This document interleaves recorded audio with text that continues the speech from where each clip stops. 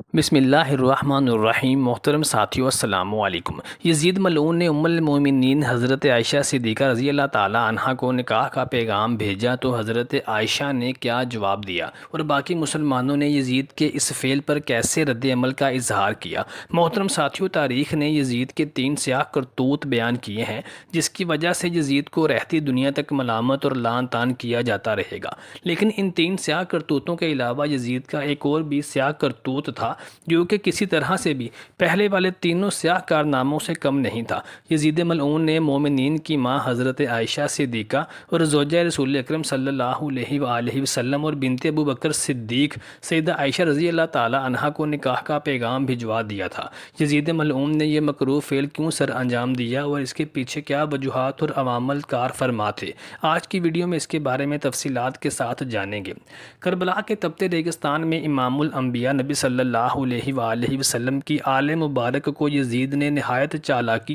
اور صفاقی کے ساتھ خود سامنے آئے بغیر شہید کروا دیا تاکہ میرے اوپر براہ راست کوئی الزام نہ لگا سکے، اور اگر الزام لگا بھی سکے تو ثابت نہ کر سکے۔ اس کے لیے یزید نے اپنے کارندے اور اپنے خاص سپہ سالار ابن زیاد کو اس سازش کا خاص مہرہ بنا کر کوفہ روانہ کیا۔ ابن زیاد نے کوفہ آتے ہی امام حسین علیہ السلام کی بیعت جو کہ ان کے برادر مسلم بن عقیل کے ساتھ ہو رہی تھی اس کو ختم کیا اور مسلم بن عقیل اور ان کے 2 کمسن بیٹوں کو شہید کر دیا۔ اس صفاق نے امام حسین علیہ السلام کی بیعت کرنے والے لوگوں کو سخت سے سخت سزائیں دیں اور امام حسین علیہ السلام کے وہ ساتھی جو کہ امام حسین علیہ السلام کی خاطر مر مٹنے کے لیے بھی تیار تھے ان کو قید خانے میں ڈال دیا، جن میں سلیمان بن سرد خزائی اور مختار ثقفی جیسے اہم لوگ شامل تھے۔ کربلا کے اندوناک واقعہ میں جب امام حسین علیہ السلام کو اور ان کی اولاد کو اور ان کے رفقاء کو بے دردی کے ساتھ شہید کر دیا گیا تو اہل مدینہ اور مکہ نے یزید کی بیعت کو توڑ دیا۔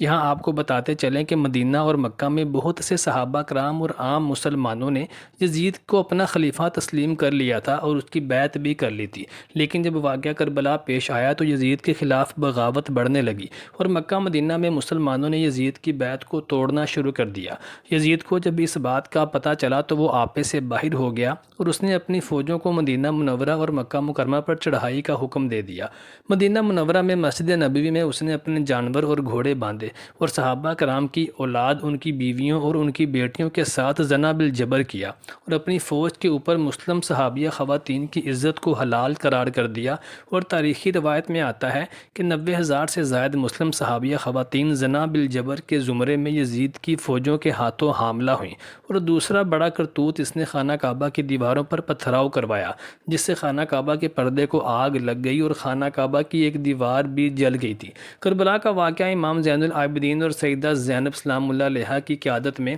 جب یزید کے دربار میں دمشق پہنچا تو یزید نے وہاں پر مشہور کر دیا کہ یہ باغیوں کی ایک جماعت ہے جن کو بغاوت کے الزام میں قتل کر دیا گیا ہے، لیکن یزید نے یہ نہ بتایا کہ یہ امام الانبیاء نبی صلی اللہ علیہ وآلہ وسلم کی اولاد ہیں، وہ کوئی اور نہیں بلکہ امام حسین علیہ السلام اور ان کے ساتھیوں کے سر ہیں۔ لیکن جب یزید کے دربار میں امام زین العابدین نے اپنی شناخت کروائی تو لوگ آہو بکا کرنے لگے، لوگوں کے اندر بے چینی، رنج اور صدمہ بڑھنے لگا۔ یزید پر ہر طرف سے لعن طعن ہونے لگی، ہر کوئی اس کو ملامت کرنے لگا اور ہر کوئی امام حسین علیہ السلام کے بے گناہ قتل پر یزیدیت کو برا بھلا کہنے لگا۔ پھر یزید کی طرف سے امام سجاد علیہ السلام کو پوچھا کہ میں قیدیوں کو رہا کرنا چاہتا ہوں تو آپ اس بارے میں کیا کہتے ہیں؟ تو امام زین العابدین علیہ السلام نے فرمایا کہ میں اپنے اہل خانہ سے مشورہ کر کے بتاؤں گا۔ محترم ساتھیوں، امام علی مقام امام حسین علیہ السلام کے صاحبزادہ امام زین العابدین یہ وہی مقدس ہستی ہیں جو کربلا کے میدان میں بیمار ہونے کی وجہ سے شریک جنگ نہ ہو سکے تھے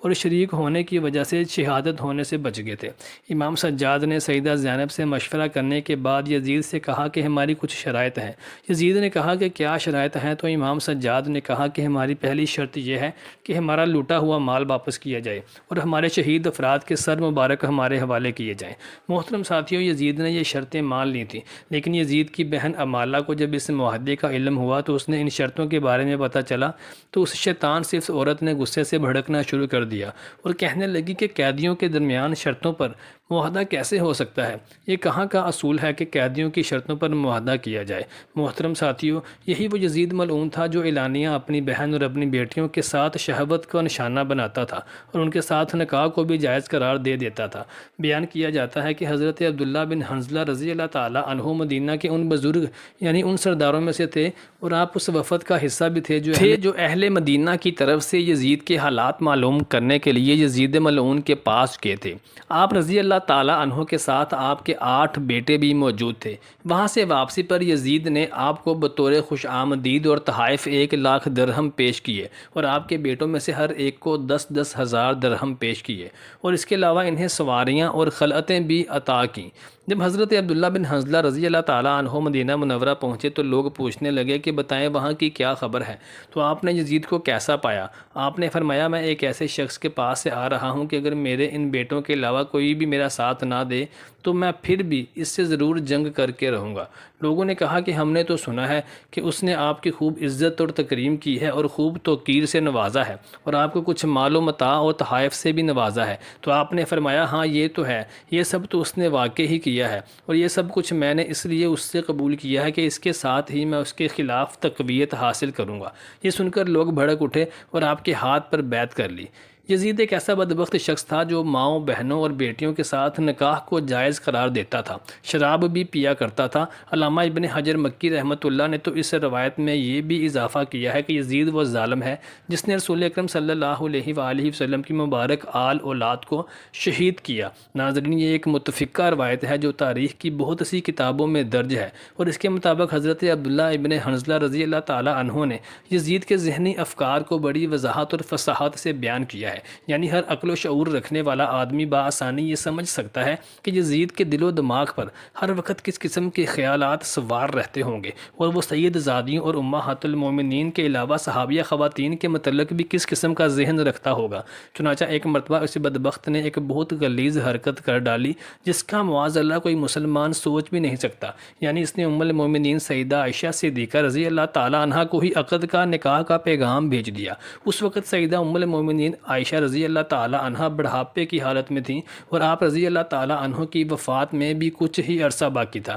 یزید لعین کا نکاح کا پیغام جب حضرت عائشہ صدیقہ رضی اللہ تعالیٰ عنہ تک پہنچا تو مدینہ بھر میں اس کا شور برپا ہو گیا اور تمام اکابرین اسلام نے اور عام مسلمانوں نے اس بدبخت یزید کو بہت لعنت اور ملامت کی اور یہ بات جب یزید کے والد معاویہ تک پہنچی تو انہوں نے اس بات کو طول دیا اور اس کے اوپر کسی قسم کی کوئی گرفتیاں تفتیش یا کوئی پوچھ گچھ مقرر نہ کی۔ یزید انتہائی چالاک اور مکار شخص تھا۔ حضرت علی رضی اللہ تعالیٰ عنہ کے ایک صاحبزادے محمد بن حنفیہ جب ایک بار یزید سے ملنے کے لیے اس کے دربار میں گئے تو اس نے محمد بن حنفیہ کو دیکھتے ہوئے جب تک وہ اس کے پاس رہے اس نے عبادات کو اپنا معمول بنا لیا۔ یہ صدقہ و خیرات اور سنتیں قائم کرنے لگا تاکہ مدینہ منورہ جب حضرت محمد بن حنفیہ واپس جائیں تو جا کر مسلمانوں کے درمیان یزید کی اخلاقیات کو اور اس کی عبادات کے بارے میں لوگوں کو بتائیں اور یزید کو اہل مدینہ کی ہمدردیاں حاصل ہو سکیں۔ جب محمد بن حنفیہ مدینہ منورہ واپس آئے تو لوگوں نے پوچھا کہ یزید کو آپ نے کیسا پایا؟ تو محمد بن حنفیہ کہنے لگے کہ یزید تو نہایت عبادت گزار اور نیک صالح انسان ہے اور سنتوں کا متلاشی ہے۔ یہ سن کر حضرت عطیہ بن اوفی جو کہ ایک صحابی رسول تھے انہوں نے کہا کہ اے محمد بن حنفیہ، یزید نے آپ کے سامنے ڈھونگ رچایا ہے۔ جب تک آپ اس کے سامنے رہے ہیں اس نے عبادات قائم کی ہیں تاکہ آپ کی نظر میں وہ نیک اور متقی اور پرہیزگار بن سکے اور آپ اہل مدینہ میں واپس آ کر یزید کی اچھائیاں اور اس کی اخلاقیات کو بیان کر سکیں، ایسے اس کو اہل مدینہ کی ہمدردیاں حاصل ہوں۔